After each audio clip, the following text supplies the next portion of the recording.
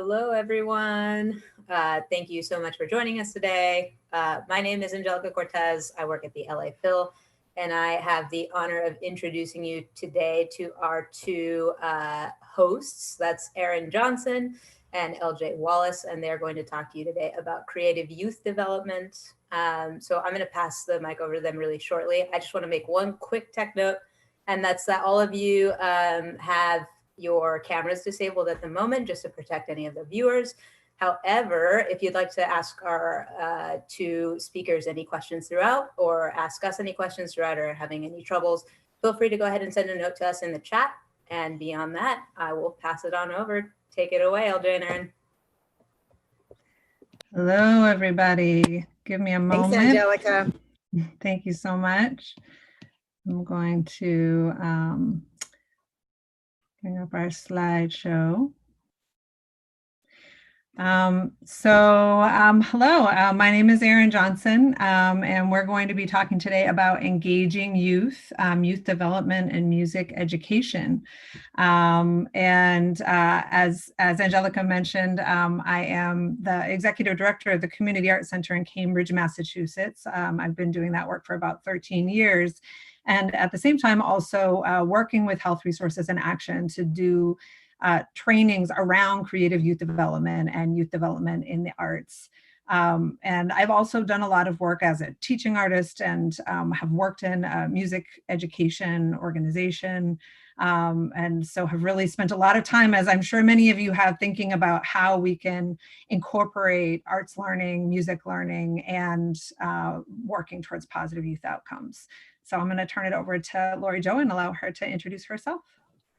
Great. Hi. Hello, everyone. My name is Laurie Jo Wallace, but people call me LJ. And as Eryn said, I'm a managing director of training, and I have worked with young people my whole life. I was a high school teacher and then became a part of this public health organization, which is Health Resources in Action. A lot of public health initiatives, violence prevention, racial equity, substance use prevention are about engaging young people. So we have always had that as a big focus of our work.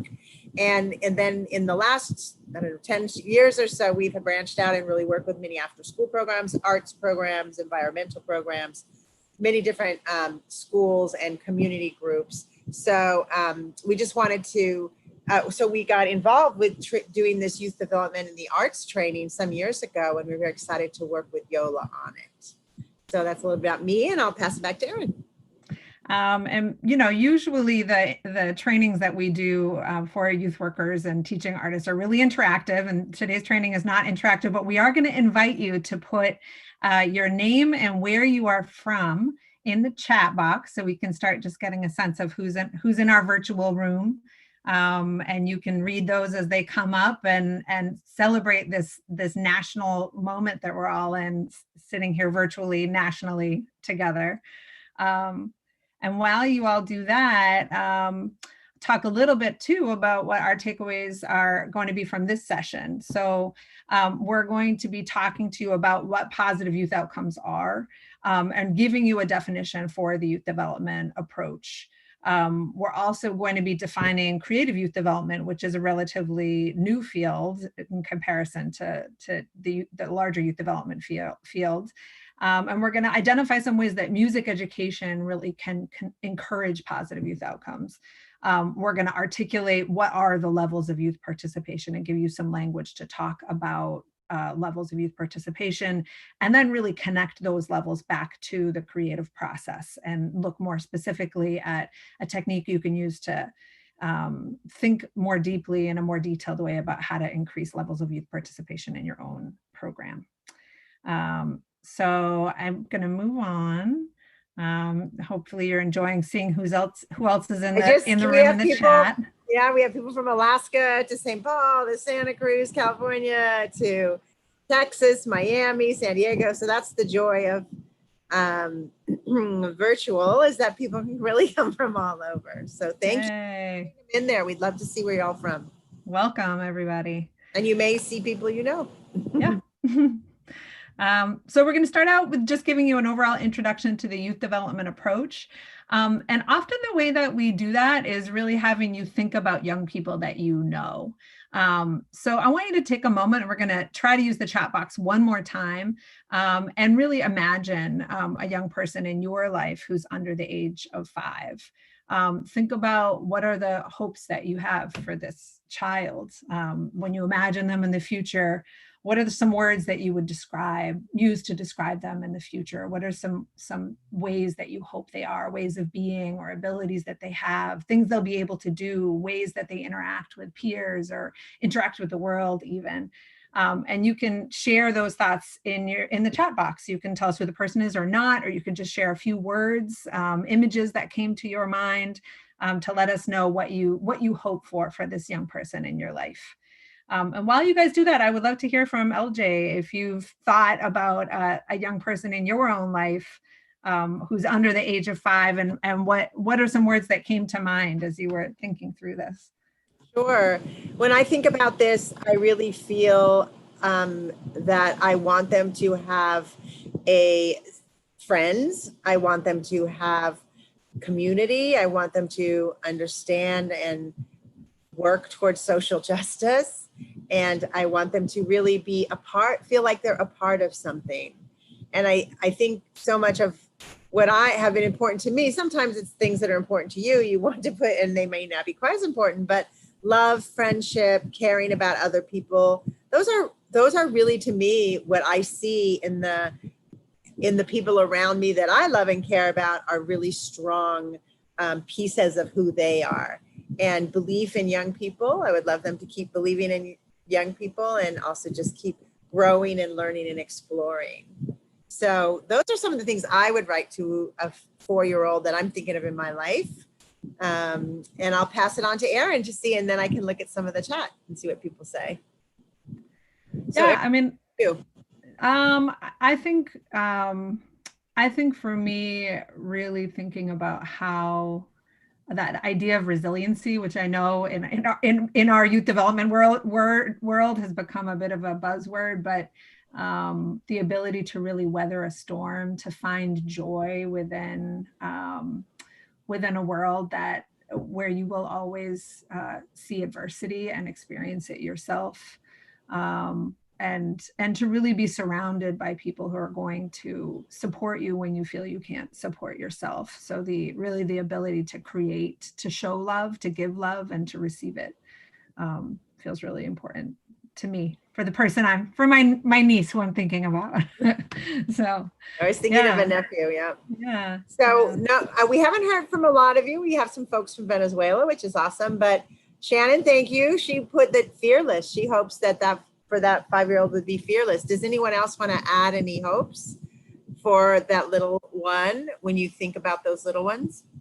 Well, we can wait a couple more minutes because I think this is really an important thing to think about. What do we really hope for about the children and young people in our lives, particularly little ones? Mm-hmm. Strong, independent. Thank you, Mary. Confidence in themselves, Alexandra. Other things. These are all really things that we think when we think about what we want for people that come up for us, right? Especially if we know the young person. Never giving up. Yeah. Realize, reach, and express their full potential. Yeah. Great. Well, you can keep putting them in there. Maybe we'll talk a little bit about for the young people we work with. Go ahead. So now I want you to think about, so someone said happiness, confidence in themselves. So I'd love you to think about the young people that you work with. I know some of you probably work with elementary school age, younger age, school age children, all the way up to high school, maybe even older than high school age. So somewhere between 5 to 20, probably. We don't know who you work with. But if you think about that, and you think about all these things that you said, strong, independent, confidence, never giving up, some of the things that I said about having friends, about having community, Eryn said about resilience, about understanding social justice, happiness, a sense of individuality. Thank you, Brianna. Those are really what, when I ask you, if I would ask you, if I could ask you, would you want those things for the young people that you work with? Those same, all that list of qualities and we talk about them as outcomes. Would you want those for the young people you work with? And I guess because I can't ask all of you, I'll ask Eryn. You work with a lot of young people from from ages 5 to 20 or 18. So what would you want those things? That what you would see as the way how to help young people grow? Absolutely. I think those are all of the things, especially the more I know them and understand sort of what they're working towards. I bring that same level of love to them as I do to the children in my life. Absolutely. Right.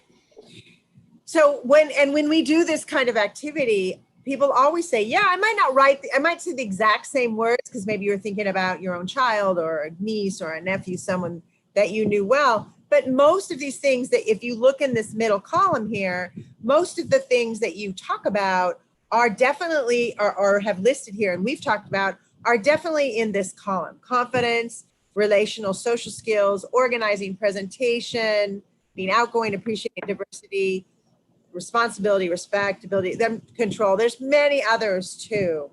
And yet, what's really interesting is doing this kind of activity many, many, many times.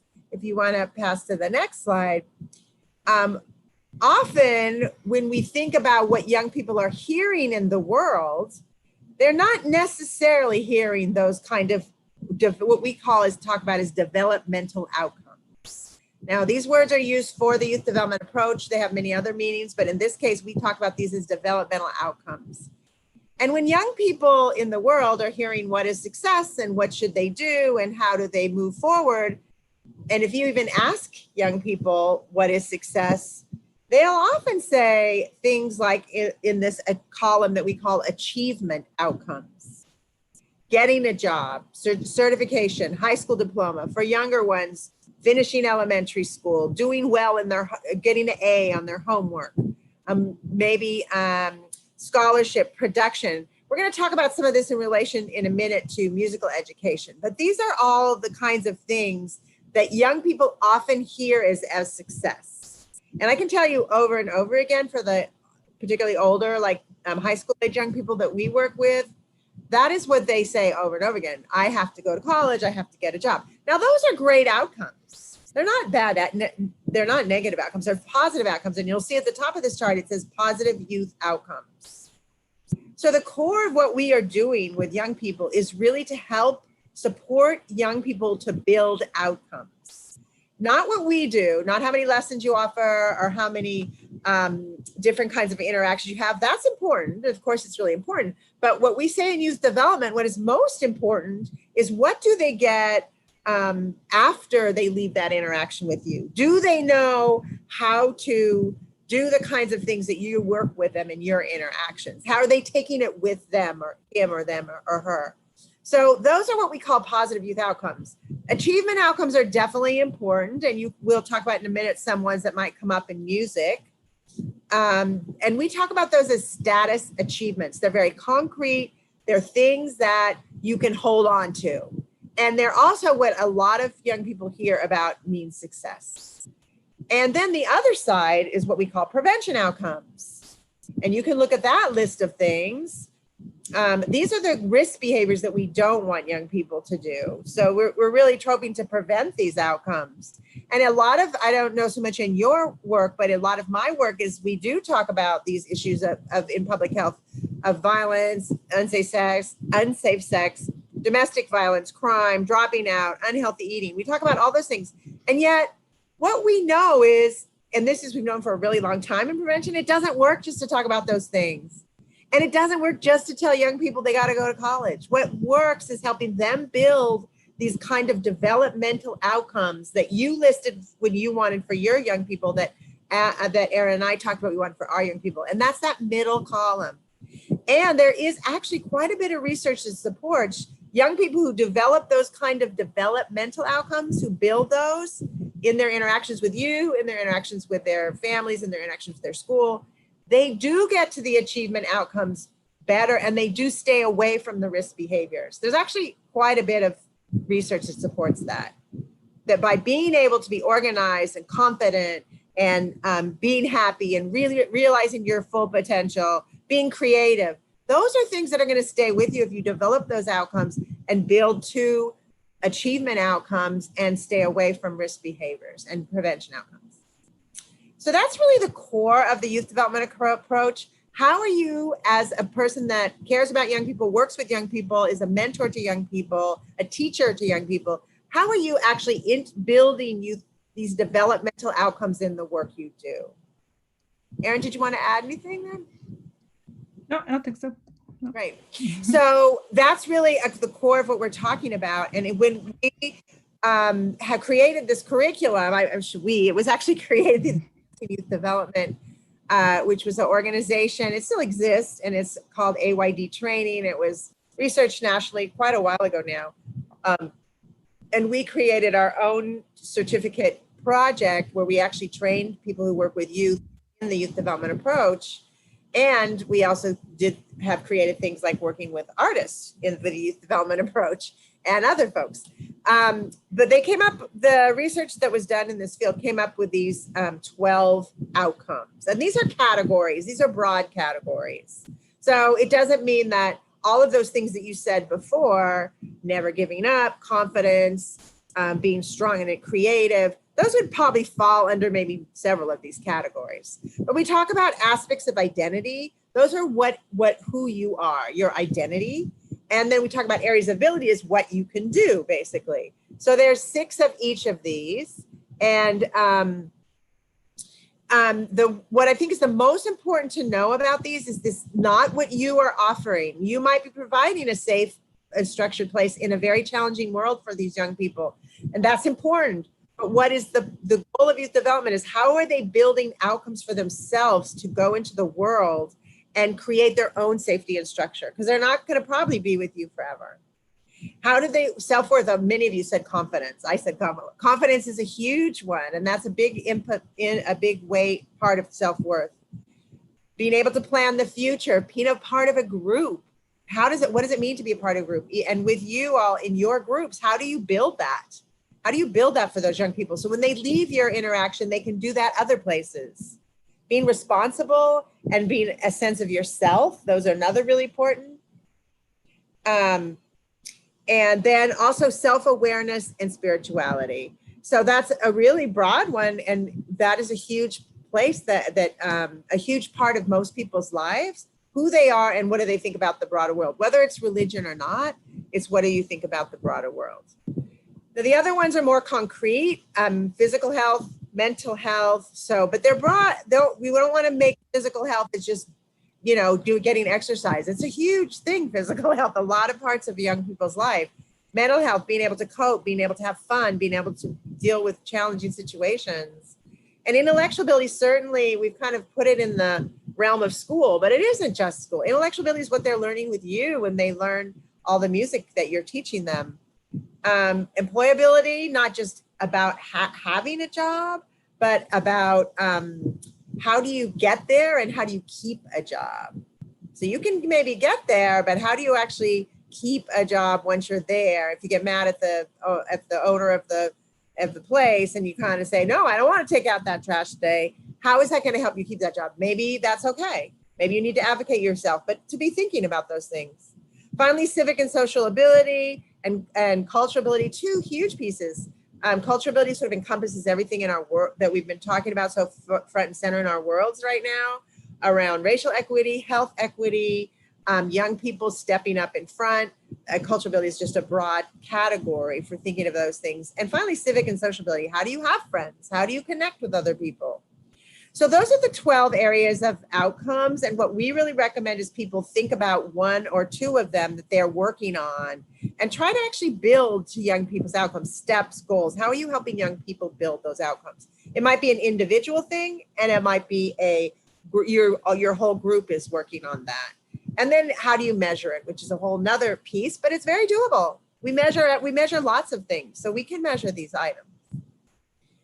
So that's a kind of a brief but hopefully a core piece to the youth development approach. How do we get these outcomes?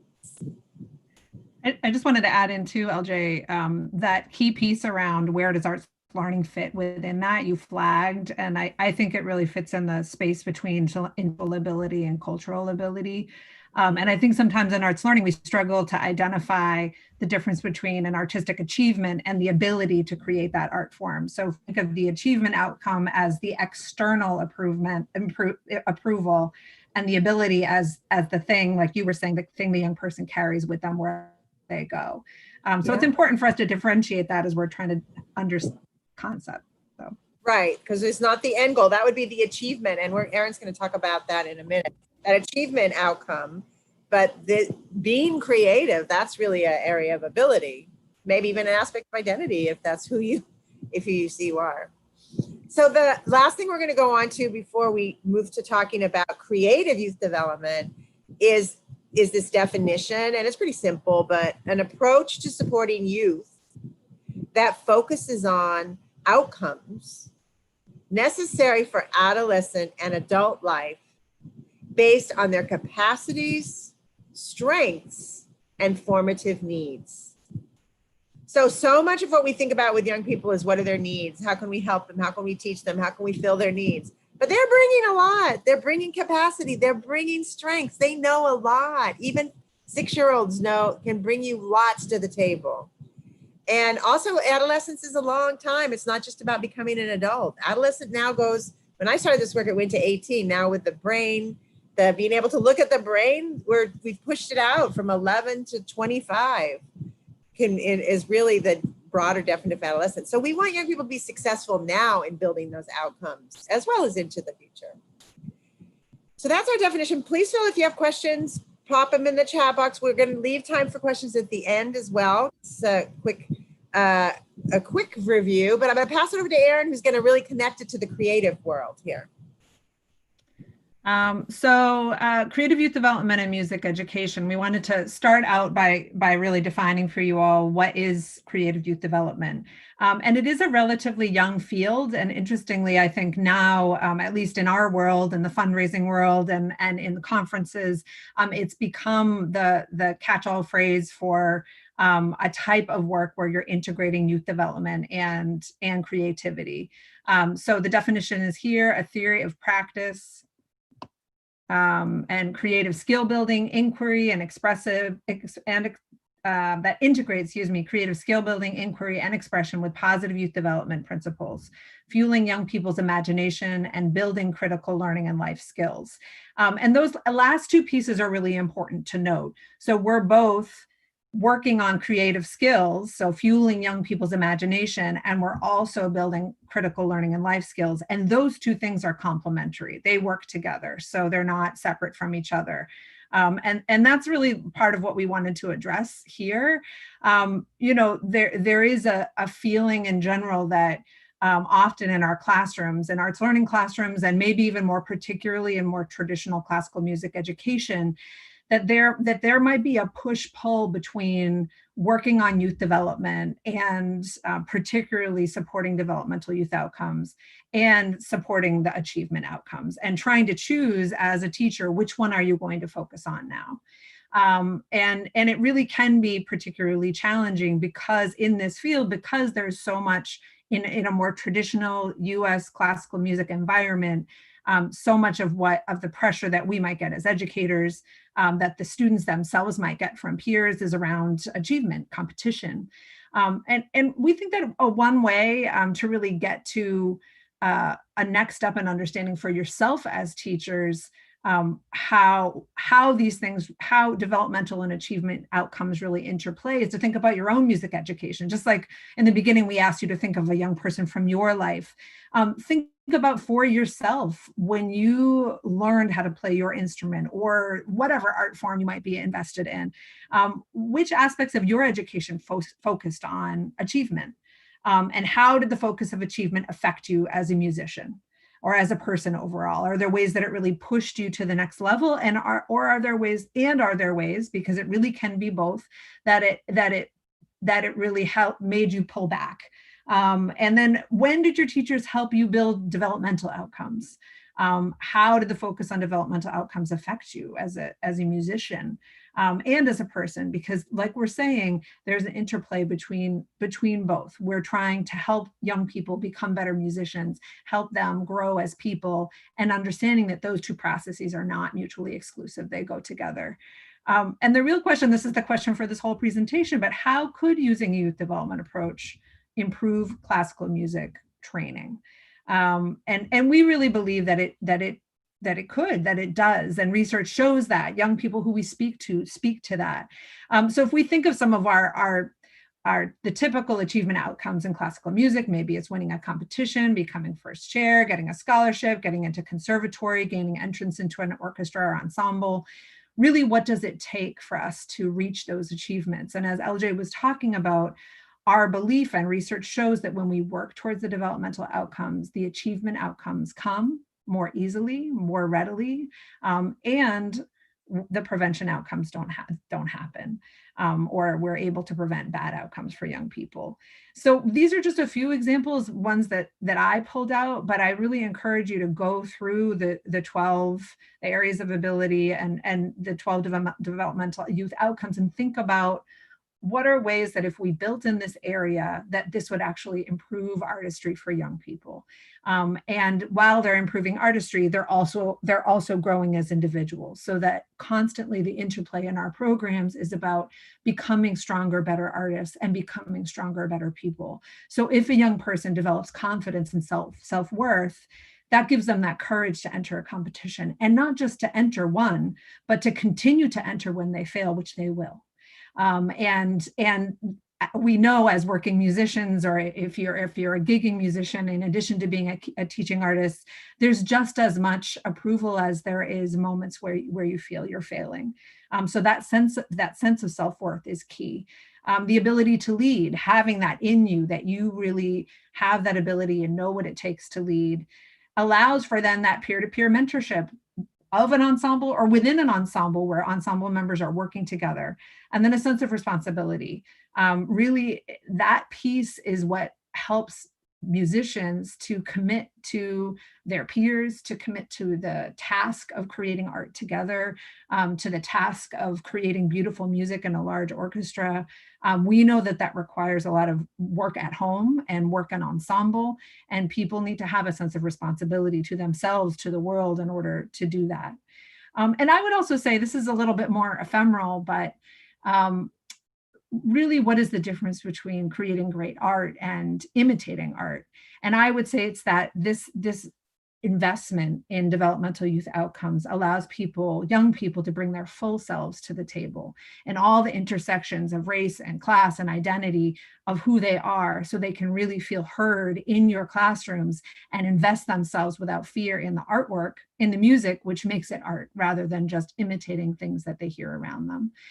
So that is a really important piece that working towards developmental outcomes can bring to music learning. And finally, I just wanted to bring some young people into the room, because as we said, this is what we hear from both from research and also from young people themselves.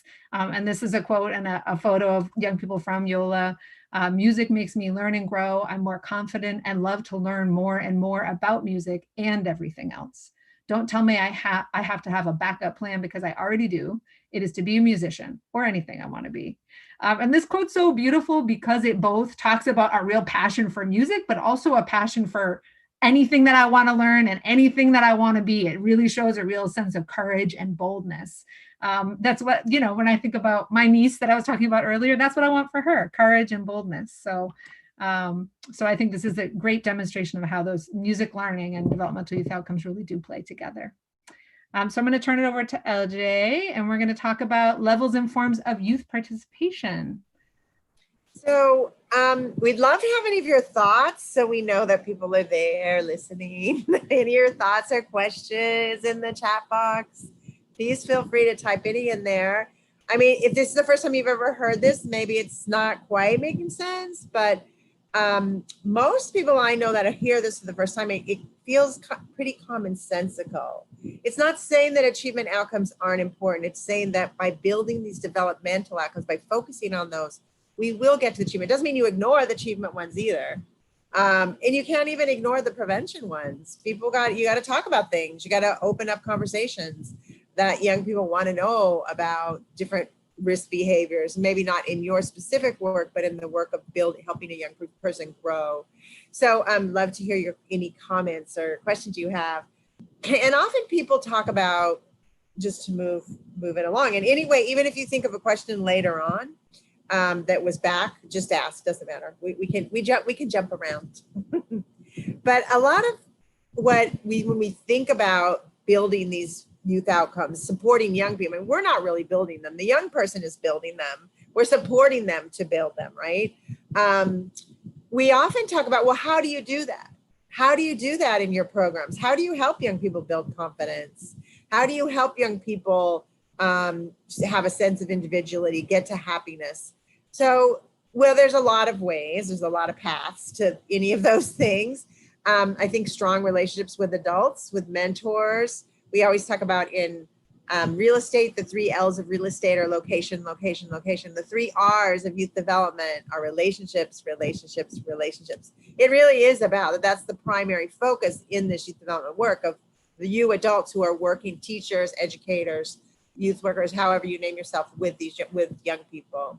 And so how do you do that? Well, there's many ways, as we said, but one of the ways young people themselves have often talked about is through being able to be engaged, to have leadership roles, to feel, and talk about even just building that sense of the group one, being a part of a group. How much more can you feel a part of something if you really get to lead something, to take something on, to be a part of it? Instead of it, all of our education is very didactic, or not all of it.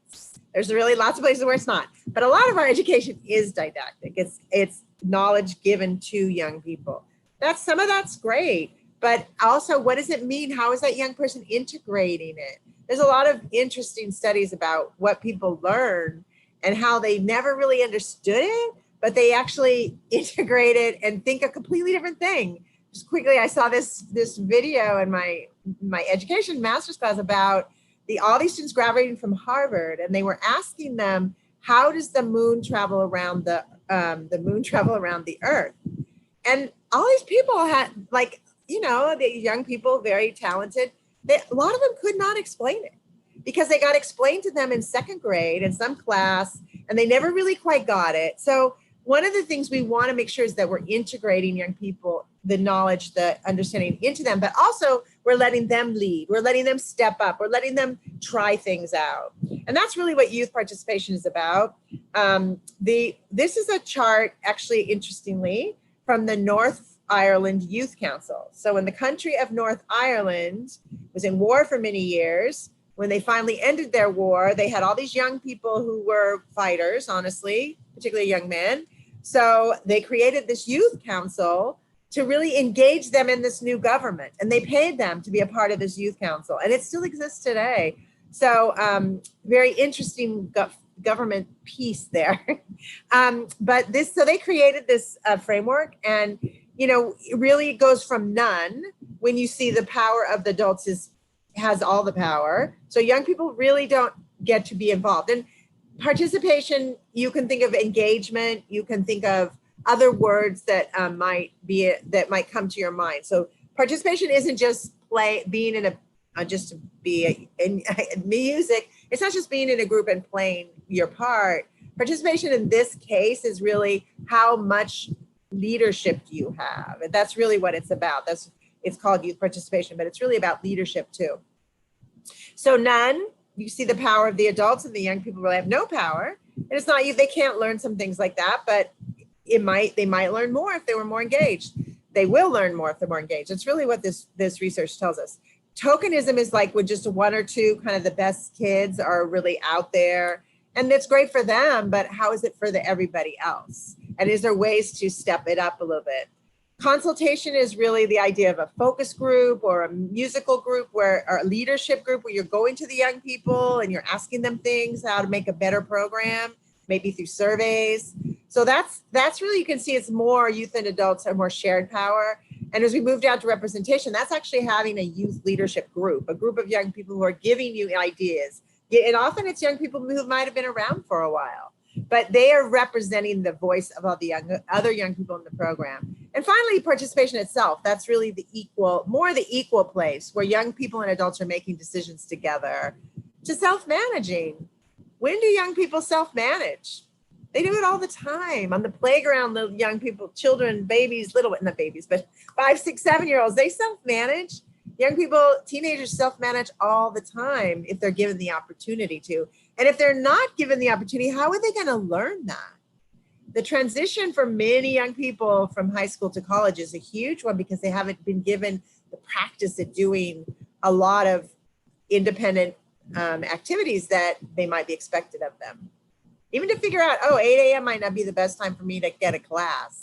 It's that's one of those things you might need to learn on your own, but maybe if you'd had practice in high school picking out your classes, you might have learned it then. So these are some ideas we have around youth participation. So we can keep going. If you have any questions, please ask. And this just goes into the definitions, which I kind of just did. So not included, tokenism, where adults still are making the agenda and setting decisions. Consultation, where adults consult with young people, but the adults are still setting the parameters. Usually in a focus group, that's kind of what happens. We can keep going. Representation, I talked about, and then participation. But the interesting about representation, they really are supposed to be representing their voice. How much do you learn by representing the voice of the other young people? A participation, really being able to be equal and do things together with adults, and finally self-managing.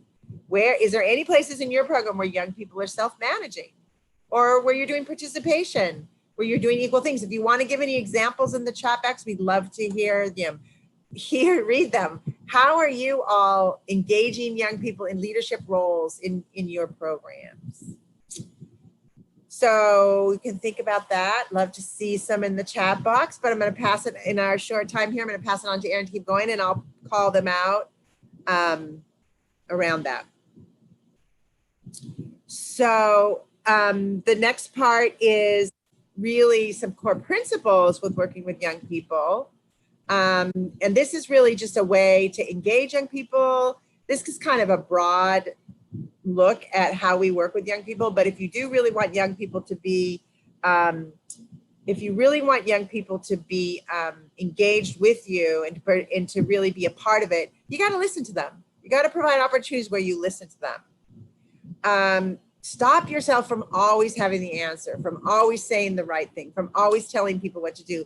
Ask questions. What do they think?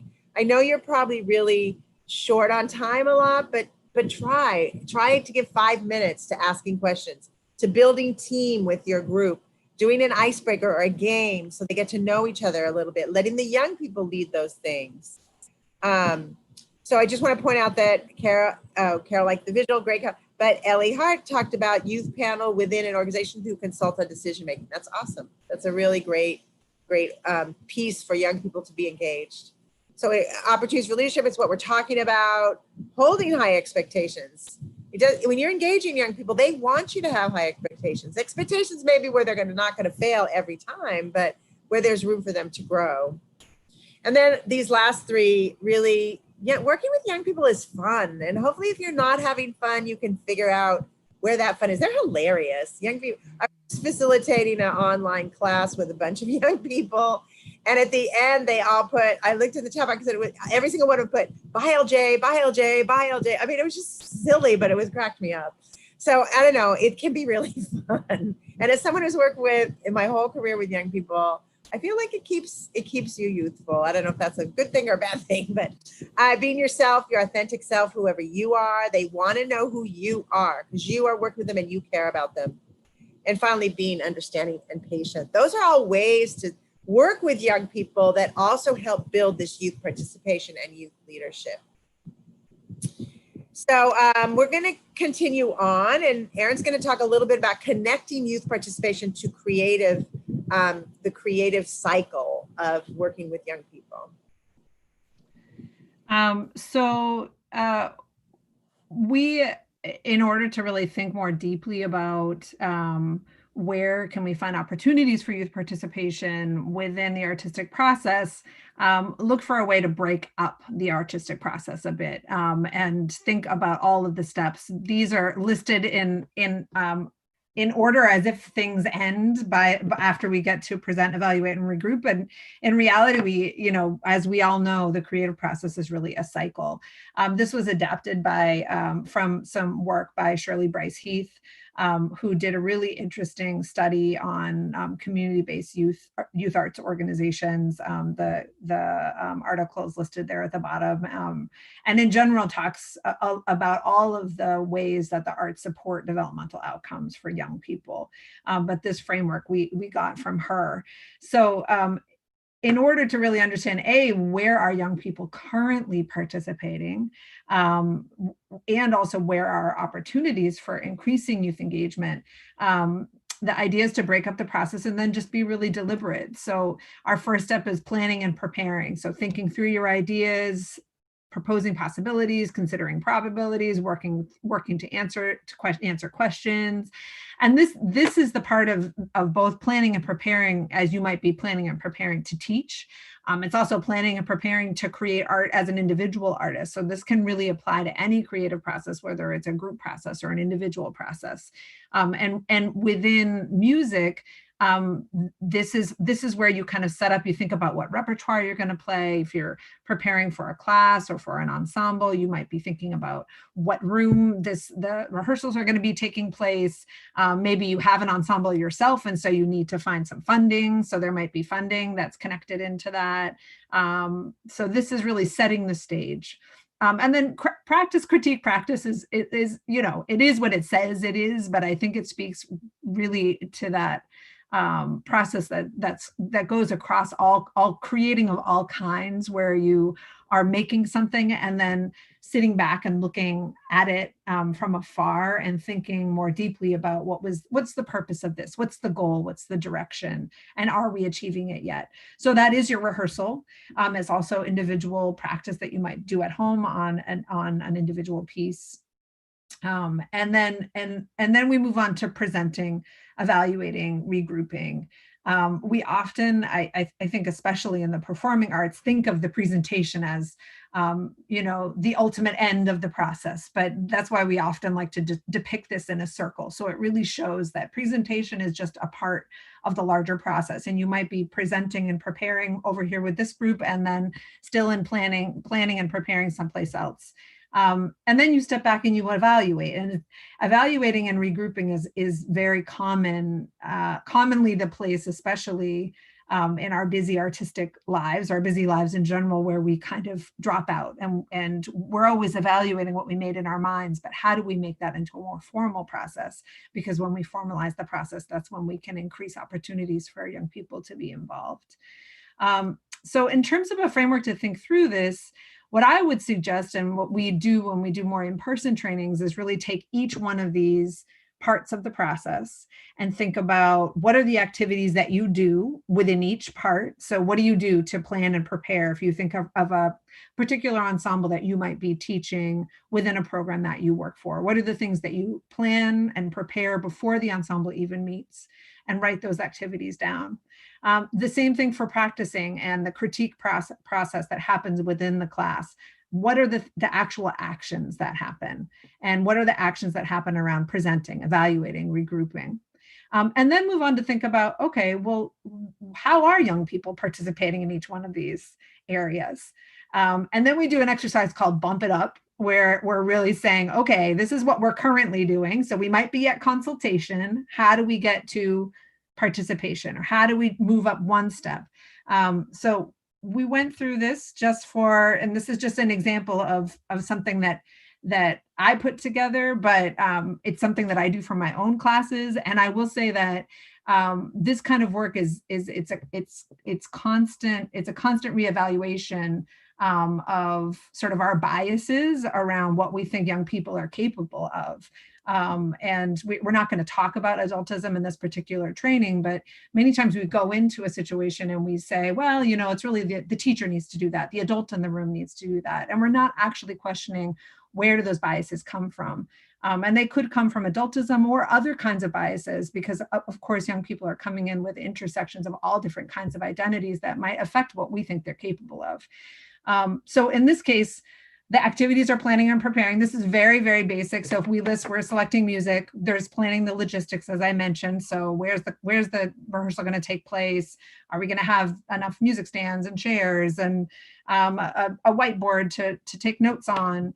Ensemble member selection. So who gets to take this class? What is that based on? So this is how youth are involved, right now. So if we go across music selection, right now the youth ensemble votes, and they choose between 5 or 6 appropriate pieces that are presented by the teacher, which is really more consultation, right? You are asking their opinion, which pieces do you like the best?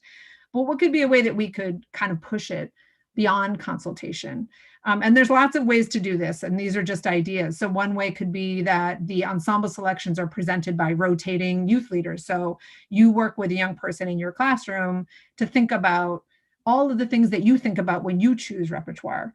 Can people in the ensemble play to the level of this piece? Do we have the right instrumentation? And so you help them to kind of think through all the things that you might, and teach them what that process looks like, and then they get to present the pieces. And the same can go across for logistical planning. So the teacher sets up the logistics now in this class, this hypothetical classroom we're talking about. But they do invite the young people to do agreements. And I don't know if you all do agreements with your classrooms, but it's a way for young people to say, this is what's important to me in the culture of this classroom. This is how I can get ready to learn. So a way to then bump that up would be to say, okay, could I have a teaching assistant who can work with me to set up the space, who I'm training to become an assistant teacher? And we can go across with ensemble member selection. And in my class, this hypothetical class, the teacher does audition ensemble members, or chooses them from the group. But how could we move that ensemble selection to a committee, or to allow young people to choose? An important thing to keep in mind too is that there are a lot of situations in which young people are completely self-governing. And within one given program, you might have examples of youth participation, of self-governing, of consultation. And really that's going to be based in part on how much power are you willing to give up as the adult? And also, how well has the program prepared them to take advantage of these leadership opportunities that you want them to be able to take advantage of? So it's really important that you look at both things. And this is really going back to the grid that LJ was showing you with all the different orange squares. In order for us to do this well, we need to deeply understand ourselves. Just as we go into, just as a white person dealing with racism and addressing racism and social justice, you need to constantly address the ways that you are oppressive and have privilege. As an adult, we need to also look at our classrooms and what do we truly believe young people can do? Why do we believe that? Why are we bringing that belief to the space? And how can we give away our power, right? In a way that supports young people. So that's the other question, is what are the supports that young people need in order to be ready to increase their level of participation? We often do an exercise where we ask people in the room to think about different situations within your program. It might be choosing repertoire, which is one we just talked about, or even selecting, if you work for a nonprofit, selecting the executive director of your nonprofit. And a lot of people, for some reason, that one is the one where they say, oh, I don't know, young people, they shouldn't do this alone, or they can't do it alone. But as an executive director myself, I've been through lots of hiring processes for leaders in our organization. And I'll say most of the time when you're creating a hiring committee, if there's other adults in the room that haven't ever been part of a hiring process, you have to train those people in how to be part of a hiring process. And I don't know that because I'm an adult. I know it because I've done it several times. So that's a great example of a way in which, if you step back and think about, well, what does the young person need, or an adult, or anybody participating in a new experience need in order to be able to come ready to the table? And the best person, you might know them, but they will also know. So that goes to our last two questions. So where are we demonstrating that we are also still learning as teachers? And that's really important because it goes back to that question of authenticity. How are you creating a safe space in the room so that young people can really share who they are and who they want to be? And the best way to do that is also to show some vulnerability yourself. And where are we offering moments for young people to provide feedback on how they best learn? So it is true that they are in multiple environments in their lives where they are being taught in a really didactic way. So people are passing on information to them and asking them to take it in and not even questioning whether or not they should be interested in it. And there isn't a lot of opportunity for young people to evaluate the teachers that they have in class or most of the adults they interact with in life, but they do have opinions about what would be the best way for them to learn what you're trying to teach. So it's funny, I don't know, in 13 years I've been running this organization, we've always come up against moments where like, why aren't the young people coming to this class? Or why do they all seem disinterested? Or why do they keep talking during this, visiting artist workshop? And so many times it has happened that we have to remind ourselves, well, why aren't we asking them? Why didn't they actually help to select the visiting artist? Almost every time it's about us looking at and being critical about our own, giving away some of the power of the decision making. So yeah, I think that's the key thing. Those are the key questions to kind of reflect on for all of you. And then there is a question in the chat box. So before you give your quote, which would be a nice ending, from Kevin. So in an environment with students of varying degrees of playing ability, how can you make the learning environment equal to all without letting students fall behind or not progress as musicians? I think it's like I was a teacher for many years. That's an age-old education issue. I guess I would respond to it, and then Eryn, please feel free, that they have done lots of work in places, education, about what we call mainstreaming. So having young people with disabilities, even very severe disabilities, integrated with young people who are very high achieving in schools. And we have one in Boston that's very successful. And they found over and over again that if you provide an environment where the young people help each other, that is a way to build your whole group. And maybe those young people who are more struggling can offer other kinds of things, can offer kindness or thoughtfulness, or I'm not saying, I don't know, whatever, can offer a perspective that you maybe not have thought about. And in addition, you can figure out, it might be more work, but you could figure out little ways, I think, for people that want to move faster and people want to move slower, to sort of to have their own, to do that, and then integrate obviously the students to help each other. That's another really important. And if you do that, I think it's really great to figure out what's something that the young people who aren't succeeding as fast can help the other ones. Can they lead a game? Can they give feedback on a music? So they're not always the ones being helped, but they also can be a helper as well.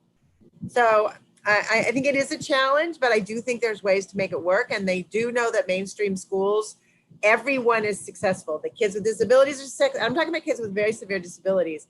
They do have, and kids that are very high achieving. They do have support though. They do have people that work there that support everybody. So if you're alone, you're gonna have to get those young people to help you do it. I don't know, Eryn, if you want to add anything. Yeah, I would just say that one of the key pieces, and you kind of spoke to this, I think, is opening up your idea of what a successful participant in your class looks like, and really making sure that that's really transparent with the students. So if we keep that idea of success very, very narrow, the student wins the spelling bee, or the student who by the teacher's criteria plays this piece the best, you're only going to have a few students who are going to be able to reach that goalpost. But if you're really identifying, as within the arts world, there are so many ways, there are so many entry points to engaging in creativity and the artistic process. So maybe you have your key players, and there's some other ways that your players who are not getting the technique of the instrument at the same rate, but are really good at helping to run icebreakers before the class starts, or other ways that they can offer their skills to the classroom, and that will build their confidence. And I think they will through that practice more and engage more and feel less distressed that they're not hitting that other goalpost. So I think that's a really good technique. And I would just say too that that's one of the really exciting parts about Sistema is the idea that you have these pods that are led by young people, so that through teaching they're relearning the music, and you're also able to think about who are your kids who are coming up and have them teach other students, and it becomes this kind of learning gets spread out and decentralized in a lot of ways. So it's a great opportunity in that way. So we have our closing quote, and I think we then have a few more minutes for questions. 2 minutes for questions.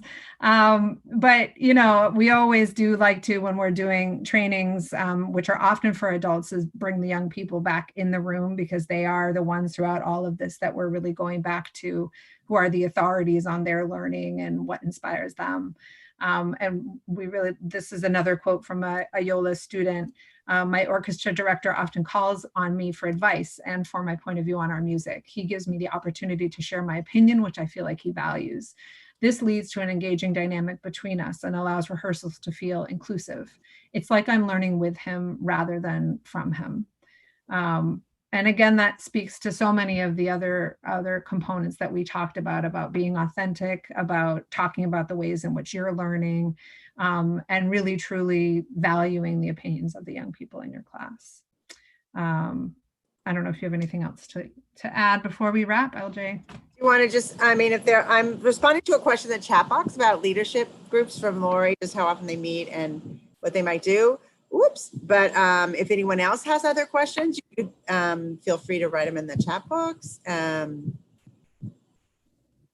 Please.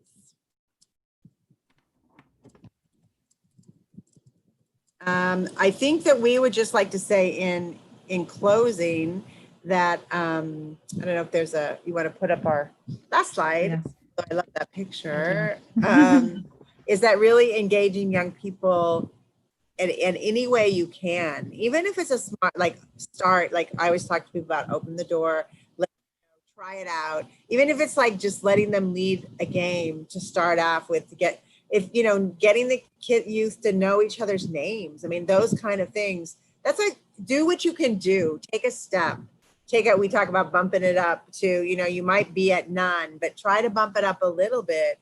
And I think that your young people will appreciate you for trying and being that kind of caring teacher, educator that wants them to build those outcomes. So we have another question that I can, it's the best way to value opinion. I think we're kind of out of time, but I don't know if Eryn, you want to respond to that? Or I mean, how do you value someone's opinion? I think you say, we really appreciate that you have that opinion. What's complicated is if it's very different from your opinion. Yeah. So how do you set up a group that is, particularly in politics, maybe, how do you set up a group that can really listen to each other? So I think teaching really good listening skills is a really important part, and maybe a talking circle where you pass around something so everyone gets to say their point of view, even if they pass, and if there's conflict, that they have to listen to that other conflict. But I think just valuing young people at all of speaking is, they will really appreciate that by giving them information, by doing things like talking circles or ways they can share. So I think also being very transparent about where the decision making lies is important. Mm-hmm. I think we underestimate how much young people understand about hierarchies. They actually live amongst a lot of hierarchies, even within their, at home with siblings, with parents, and I not in a way to complain about the structures around us, but really to understand what we have power over and what we don't. And the reason I say that is because if you ask for young people's opinions about something and then you don't actually implement anything, whether for reasons of your own control or not, that's a way to show them you don't value their opinions. So it's really important to take that advice and to implement as much as you can, and to be clear about why there are certain things that you can't change at that moment. So we're out of time, but we will be in touch with, or not us specifically, but Angelica, I'll turn it back over to you. Someone asked about giving the recording, so we can talk about that and you can pass it on to people. Absolutely. So we'll follow up about all of that info, but just want to again thank you, LJ, and thank you, Eryn, so much for being here. And thanks to those of you who asked questions and were here just to listen and learn. We appreciate you. Of course, please feel free to email yola@laphil.org if you have any additional questions. And beyond that, we'll see you all a little bit more in other sessions. Thanks, everyone. Thanks. Bye. Thank you. Nice to virtually meet you.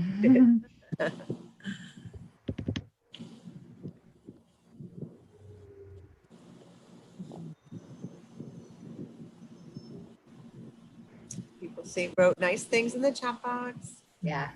So much love for you too. Yeah. Yeah. Always feels good. A good way to end the day with love. Yeah. We love for you us too. ending the day, not for Yeah. you. That's true. Good point.